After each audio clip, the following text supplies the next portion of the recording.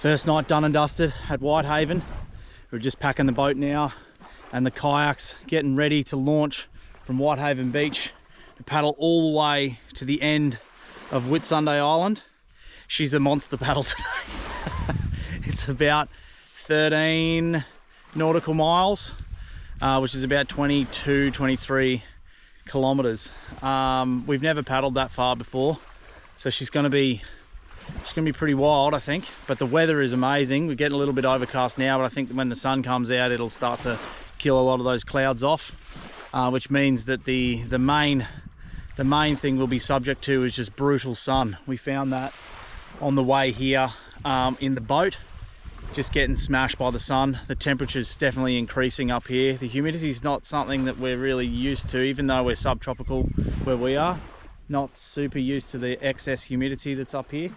So bodies we're definitely feeling it. They're feeling the heat, even though it's not super hot either.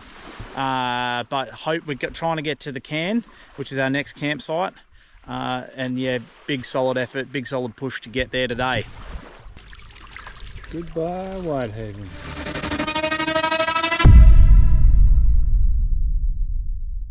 While in Singapore for another project we're working on, we caught up with Jason Lee, the director of the Heat Resilience and Performance Centre at the National University of Singapore, to have a chat about acclimatisation and heat resilience. The physiological basis, for heat acclimatization is clearer, where you have an increase in sweating. And it's good in a dry environment because more sweat, more evaporation. If the environment can take it, increase skin blood flow, plasma volume. But exposure to cold environment is not so clear. There's some physiological adaptations, but based on the literature, it's more behavior. Which means if Jason gets more cold acclimatized, right? What it means if I travel to Quebec, I will put on that glove and jacket faster because I'm being exposed to cold, and therefore I do not want to feel thermally uncomfortable in the cold, and I will don that. And it's more of a behavior adjustment. It's not quite that I will sweat less and I will induce more vasoconstriction. The data suggesting that, supporting that, is quite weak as compared to heat acclimatization. And also, if you are traveling from different zone, different climate, that itself is a huge challenge, not just physiologically, but behaviorally. And that's exactly what we often see casualties in Singapore in our endurance races. These guys are super well trained, but what the problem is, they have set a certain pace, probably in cooler countries like in London, not just cool but wet. And they thought they could maintain the pace in Singapore. Say, I'm going to do the half marathon in Singapore, it's going to be 1:30 pace. But bang, in Singapore, we don't allow that heat dissipation, but they insist in maintaining that pace, and therefore they lack that behavior adjustment. Therefore, they explain why, as much as we advocate you should keep yourself fit, but a lot of time we see fit individuals in the medical tent. It's because they couldn't regulate their pace, quick enough to adjust to the given conditions in Singapore. And also the behavior part is equally important as we undertake what we call acclimatization. There are physiological adaptations, but I think the behavior adaptations that teach you how to self-regulate is in fact more important. This is relevant to a lot of the day-to-day conversations that we have with our clients because we dive deep into the hydration and nutrition and the physiological advantages of doing hard challenges like this and understanding what it means for endurance and connecting the dots with our heat stress methodology.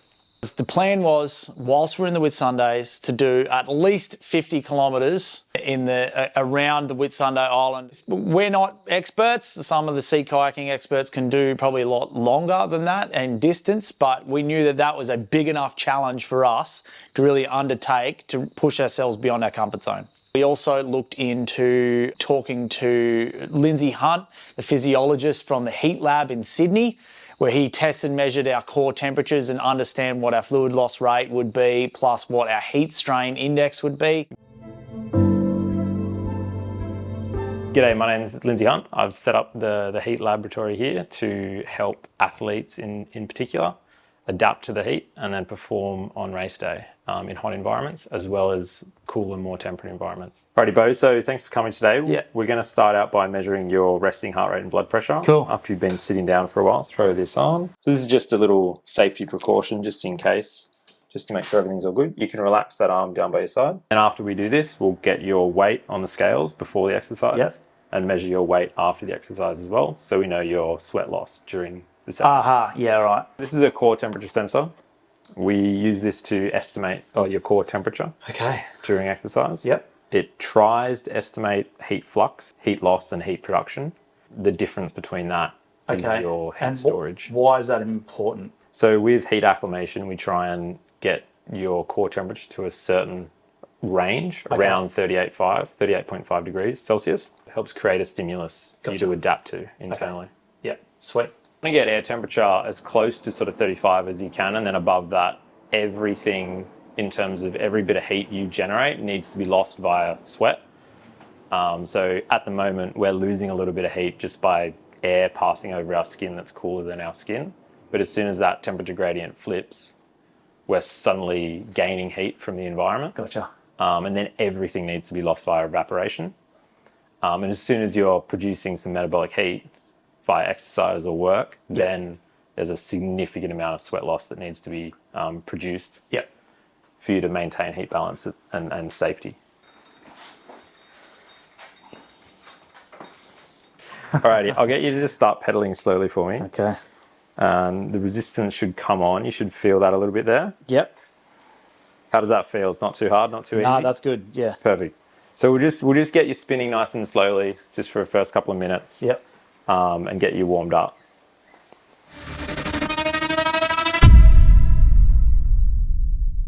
We got a good night's sleep and we were ready bright and early for our first day of paddling.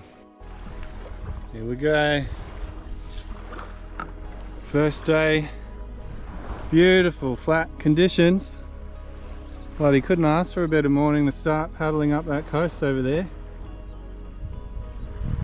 Bit cloudy, but I think it's going to clear up.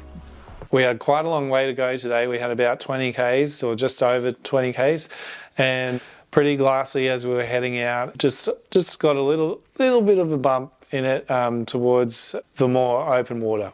The paddle started pretty well, but it started to become quite challenging about 5 Ks in, and with the 22 Ks sort of in front of us, 5 Ks in, when it starts to get a little bit challenging there, I was like getting pretty nervous about what we were actually doing. But the only thing you can do once you've started down a journey like this is to just keep pushing on, no matter what.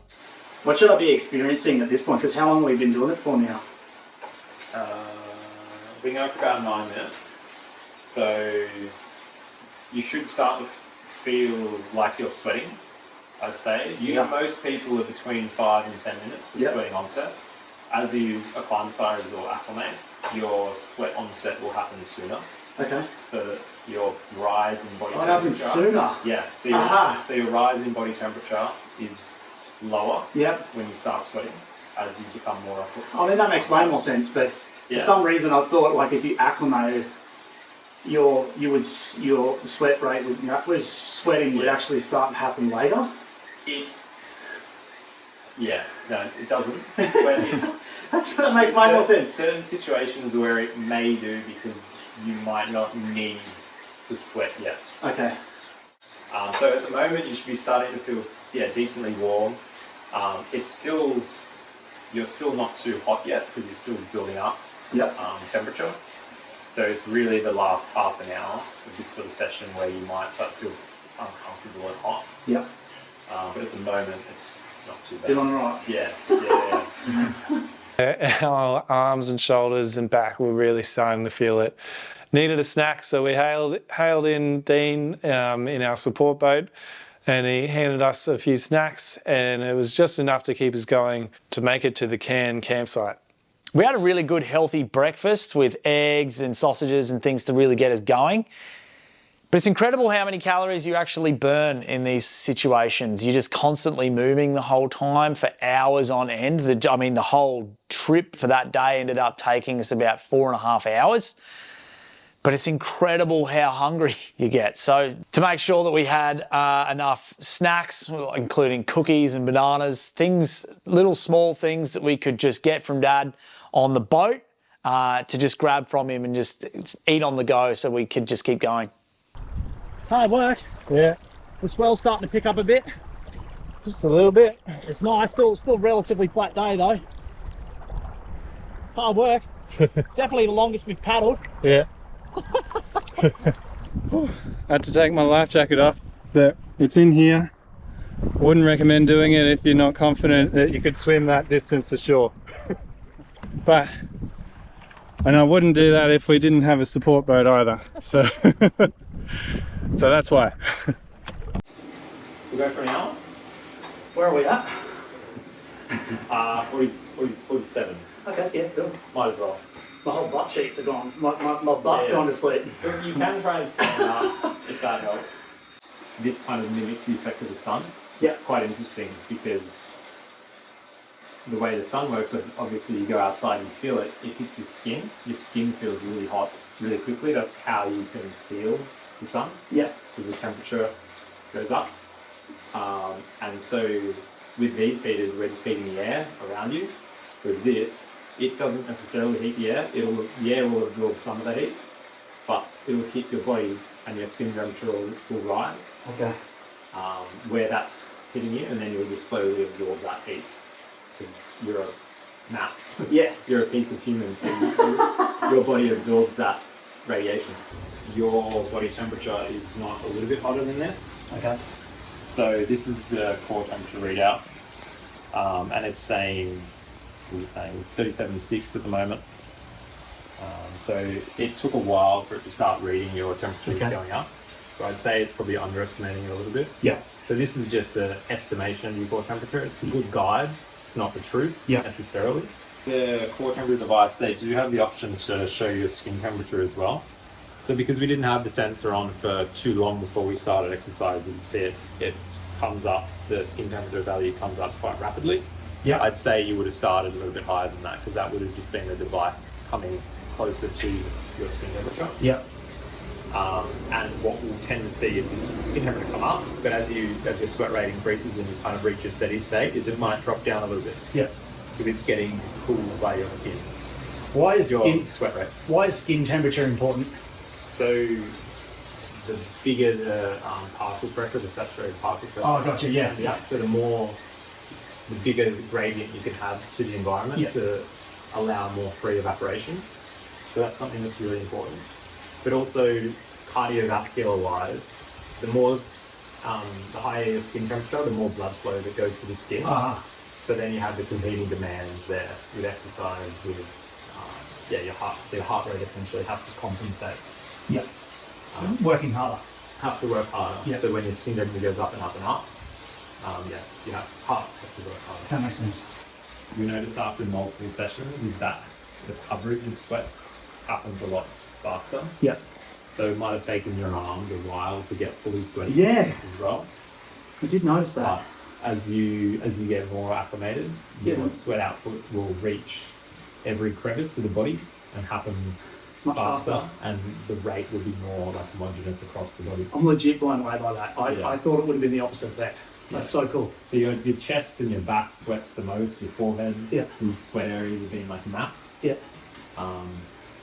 But yeah, as I've done acclimation sessions here and in the lab, you notice after multiple days and days, and your arms, your knees can just sweat so much more than you ever thought was possible. Why are my knees this sweaty? Yeah, like you're dripping down your knees and you're like, it's very impressive. I'm failing again. We can slow down now and stop if you like. Yeah, sure. Can't lose my breath, man. Yeah. Just bring the cadence down slowly, just go nice and slow. Whenever you're ready, you can sort of hop off. 8.3. There we go. So we were 88.9 before. Yeah, so 0.6. Is that 600 mils. okay in an hour? Yeah. That's pretty good, I guess. Yeah, it's not too low, it's not too high. Yeah. I think as the environment wasn't super warm, because usually I'll get this heated up before. Yep. But we only sort of got to 28 degrees here. 600 mils, like, do you notice that pro athletes will do way less than that? They'll do a lot more. Oh, seriously? Oh, yeah, because of this extra sweat rate. Because of the higher metabolic rate. So sweat rate is predominantly determined by your power output, as well as the environmental conditions. Gotcha. So if you can do 300 watts for an hour in this environment, you're going to sweat a lot more, maybe 2.5 litres. Okay. So how many watts was I pulling? Around 100, 120. Okay, so half of what a pro athlete would do.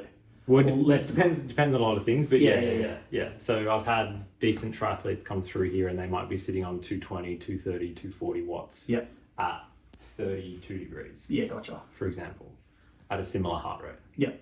That's how fit they can get. Yeah, wow.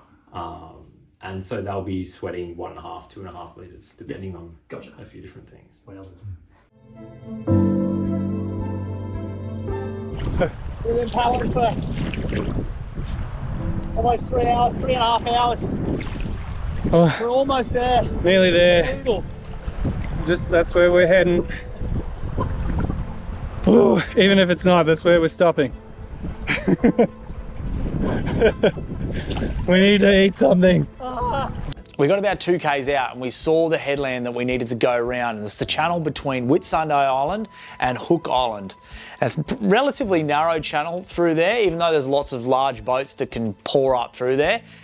But the challenging thing about that channel is that you have an incoming tide and an outgoing current. So it's this constant battle. So as we made our way to the channel, we started to see or really understand what a lot of the experts that we were talking to in the lead up to this, what eddy currents would do and what the incoming tide and outgoing current would actually challenge us. And we were pushing and as hard as we could, and it was the first moment we felt like we had to really dig deep and find that resilience to make it to the beach. And we'd obviously been paddling all day, so just hard out paddling through this current and literally not moving anywhere. I don't know how we got through it, but we ended up trying to push our kayak all the way through to the shore as close as we get out of those currents, and then just walk our kayaks around to the campsite. Completed Whitehaven to the Cairn today on Whitsunday Island. It was about just over 20 k's, about 23 k's, and we ended up smashing it out in just under 4 hours, which is pretty astounding, really, considering how hectic the currents are. I don't know if you can see how bad the currents are there. Super strong around here. Apparently, it was something we were warned about before even getting here, that we had to watch the currents. But as we got around to the Cairn, around the headland to our campsite, we got stuck in a current trying to paddle, and we were literally just stationary. Very strong. But tomorrow we're heading out to, and I don't know if you can see it, the headland right at the end there. Once we stopped, I was so hungry, I was ready for lunch. So thankful that we were able to have a support boat and take a gas cooker this time, and actually take more whole foods and try and meet the nutrition requirements for how much calories we were burning through. Just unloaded the boat and some food. Oh man, that was such a slog. Was it day 2 that we've been doing? It was the first day paddling. It was the first day paddling, yeah. Nice little minty treat. Hardcore. It's a long way. Wasn't too bad for me. I just had to sit there and not get bored. Drive the support boat. Hand out the snacks. It's a really critical thing with planning trips like this, especially when we were paddling through most of the day. The tides happen in about 6-hour increments, and so we needed to leave on a incoming tide and make sure that we got to our destination at as high tide as we could possibly get to. This meant that we could get past a lot of the reefs and that were there, and also look at where we could actually moor the boat, because in some areas we could actually beach it and have it on the beach. Whitehaven was the perfect example of that. But at the Cairn, when we reached our second destination, That was not possible. With the amount of reef that is in that area, there's actual moorings out that are designated moorings out past all the reef. So what we actually had to do was get the boat as close as possible on the high tide, which was above all the reef, get all of our gear off the boat, and then push the boat out, moor it, and swim back ashore. Pretty big challenge when we're trying to understand, well, we don't really want the boat to drag, especially with how crazy the currents and tides are as well. So making sure we had double anchors on the boat to make sure it didn't float away in the middle of the night. Setting up the tent was critical. I would just want to make sure that always happens so I don't get super tired and not want to do it later on. So we got stuck in, got our tent set up, and I ended up having a nap, treating myself to a little nap after the hard day of paddling. It was only, we'd actually made really good time, and we still had like half the day to spend there and just relax and snorkel and explore the reef.